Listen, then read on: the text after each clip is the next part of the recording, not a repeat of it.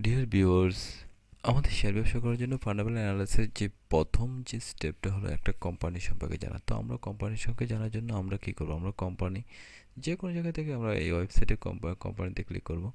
তো আমি যদি এখানে কোম্পানিতে ক্লিক করি, নিউ একটা ট্যাব ওপেন করি, তাহলে দেখুন এখানে আমরা এই কোম্পানির ফান্ডামেন্টাল অ্যানালিসিস সম্পর্কে আমরা এখানে অনেক তথ্য পাবো।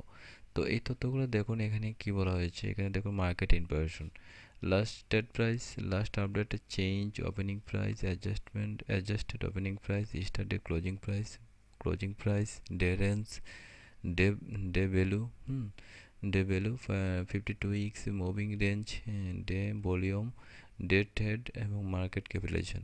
তো এই সম্পর্কে আমি টোটালি আপনাদেরকে বুঝিয়ে দেব যে এখানে ডে রেঞ্জ কি, 52 উইকস মুভিং রেঞ্জ কি, স্টার্টে ক্লোজিং প্রাইস কি, অ্যাডজাস্টেড ওপেনিং প্রাইস কি এবং চেঞ্জ কি, আমি এই সম্পর্কে বিস্তারিত আপনাদেরকে বুঝিয়ে দেবো। Thank you.